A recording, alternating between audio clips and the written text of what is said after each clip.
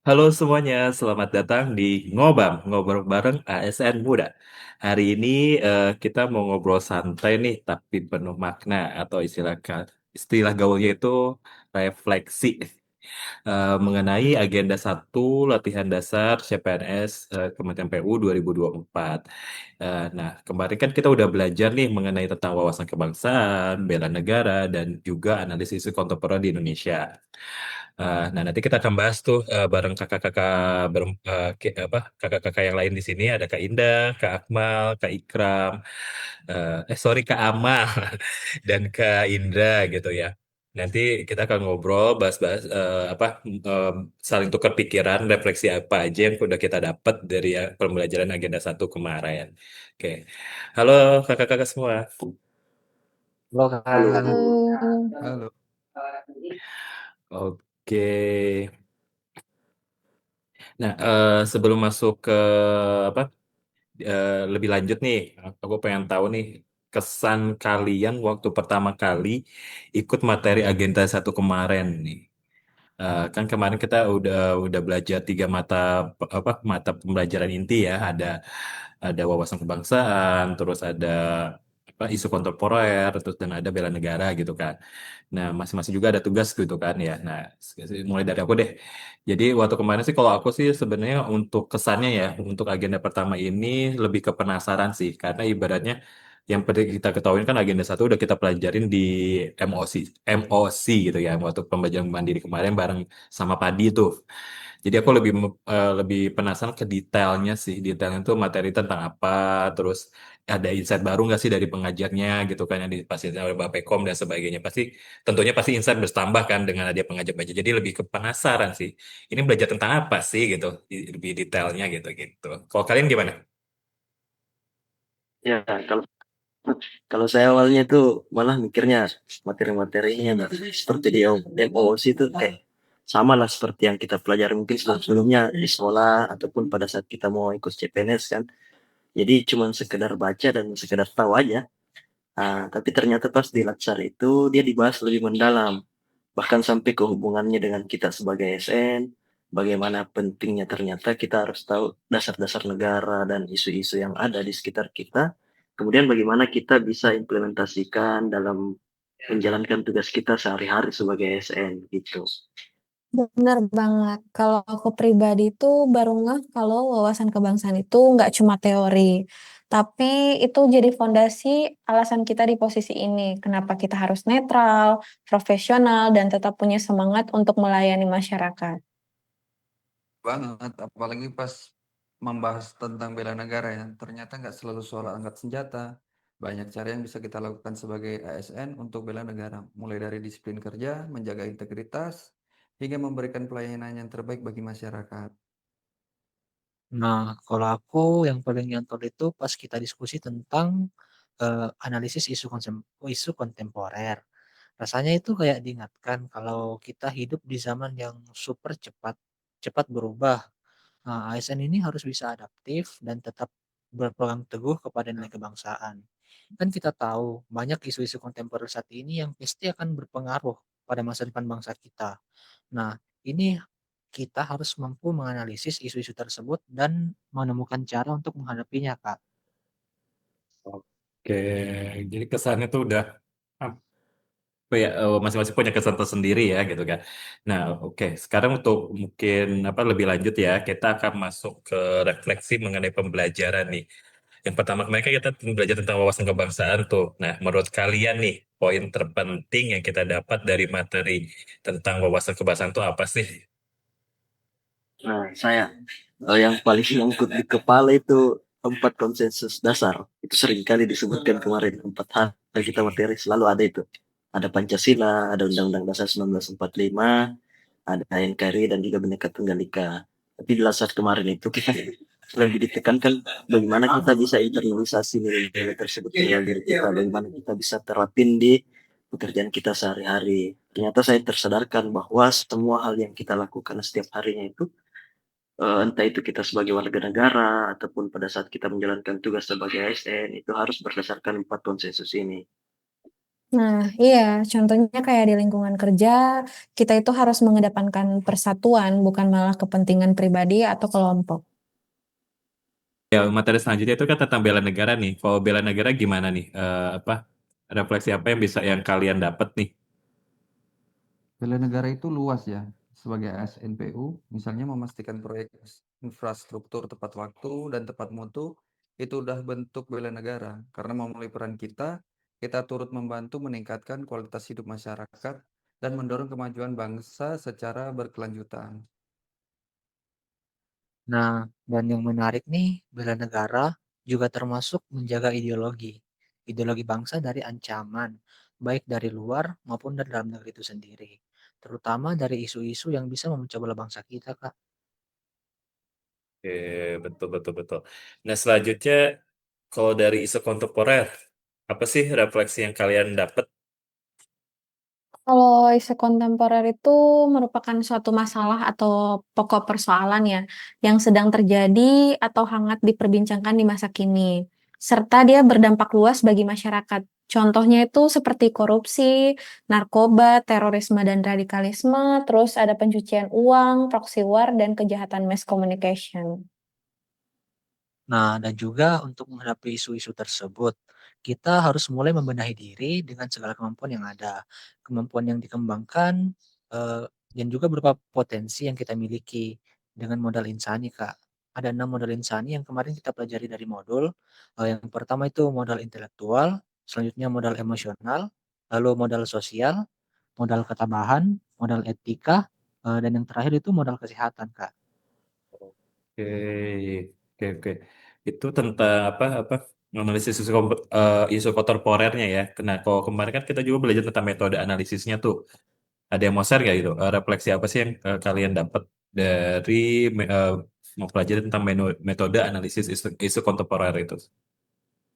Ya, kemarin juga kan kita diajar tuh beberapa metode analisis. Ada mind mapping, ada fishbone, ada juga analisis SWOT. Jadi yang saya pelajari tuh metode analisis itu kan dia gunanya untuk mengidentifikasi masalah di masyarakat dan juga di lingkungan kerja kita. Bagaimana cara kita memahami akar masalahnya, kemudian kita rumuskan solusi yang realistis dan relevan untuk kita gunakan. Mungkin saya bisa kasih contoh, Mas. Iya. Kalau yang dekat-dekat dari kita tuh kayak gratifikasi mungkin. Hmm. Nah, itu dekat banget dengan kita. Jadi untuk masalah gratifikasi itu kan harus kita identifikasi dulu kenapa hal itu bisa terjadi. Kalau kita mau gunakan metode analisis, ya mungkin kita bisa gunakan fishbone. Nah, kita bisa gunakan fishbone untuk cari akar permasalahannya, mulai dari faktor internal kenapa itu bisa terjadi dan juga faktor eksternalnya. Kemudian untuk solusinya mungkin bisa kita gunakan ini, analisis SWOT. Jadi kita tulis beberapa solusi yang bisa mencegah itu terjadi, seperti internalisasi sampai sanksi untuk pelaku. Kemudian kita lihatlah mana solusi yang kira-kira kelemahan dan ancamannya paling sedikit, kemudian peluang dan kekuatannya paling tinggi, peluang untuk terlaksananya paling tinggi. Jadi kurang lebih seperti itulah kalau untuk penerapannya, Mas. Ya, oke, oke. Makasih banget loh Kak Ikram udah jelasin tentang analis metodenya ya. Nah, selanjutnya nih kita bawa bahas tentang, kemarin tuh menurut aku tuh ada satu tugas yang menarik tuh mengenai sebenarnya lebih ke inti, ya mungkin tuh menurut aku inti dari pembelajaran ketiga ya. Jadi apa yang kita pelajari itu manfaatnya buat apa sih kita sebagai insan PU gitu kan. Yaitu dengan tugas ya what we can do to make PU better and stronger gitu kan. Di mana itu tugas kelompok dan ada dibarengi dengan tugas individunya pun artworks berupa puisi, berupa poster dan sebagainya dengan tema Bangkitlah PU-ku, Jayalah Bangsaku gitu kan. Itu dua hal yang saling keterkaitan sih menurut saya tuh tugasnya itu. Jadi eh kalau menurut kalian tuh gimana tuh dengan tugas tersebut gitu? Ya, aksi-aksinya tuh bisa dimulai dari hal-hal kecil sih, kayak meningkatkan pelayanan publik berbasis teknologi. Jadi masyarakat itu bisa akses informasi dan layanan PU lebih cepat dan transparan. Kalau aku memperkuat koordinasi antar unit kerja, karena seringkali masalah muncul justru akibat kurangnya komunikasi. Dengan komunikasi yang terbuka dan terkoordinasi yang baik, kita bisa memastikan setiap langkah berjalan lancar dan tujuan bersama bisa tercapai dengan baik. Kalau dari sisi SDM sih Kak, kita perlu pelatihan yang rutin untuk pegawai, biar nantinya kita nggak ketinggalan perkembangan teknologi dan regulasi. Jadi kita sebagai insan PU bisa terus beradaptasi seiring perkembangannya zaman. Seperti yang sama seperti yang kita obrolin kemarin, Mas. Jadi untuk bisa membuat PU menjadi lebih baik dan lebih kuat ke depannya, tentunya kita harus identifikasi dulu masalah-masalah yang ada di sekitar kita. Mungkin seperti yang sudah disebutkan Mbak Indah, Mas Indra, Mas Amal, itu bisa kita identifikasi masalahnya, terus kita tentukan apa yang bisa kita lakukan untuk memecahkan masalah tersebut. Saya rasa dengan begitu kita bisa membuat PU lebih baik ke depannya dan juga lebih kuat. Kemudian jangan lupa mengenai integritas yang sering disebutkan di materi-materi kemarin. Karena sebagus apapun sistem yang sudah kita terapkan, kalau integritas lemah ya tetap nggak jadi apa-apa sih. Setuju sih, setuju. Kalau saya setuju banget ya dengan pendapat semuanya. Jadi intinya tuh untuk what we can do to make PU better and stronger itu intinya tuh kembali lagi kepada individu kita sebagai insan apa PU gitu kan. Bahwa mungkin kita saat ini statusnya masih CPNS gitu, tapi ke depannya kita akan jadi PNS, kita bakal menjadi bagian apa 100% jadi bagian insan PU gitu kan. Jadi kita harus benar-benar ibaratnya memperbaiki apa yang masih belum baik dari yang sebelumnya gitu kan.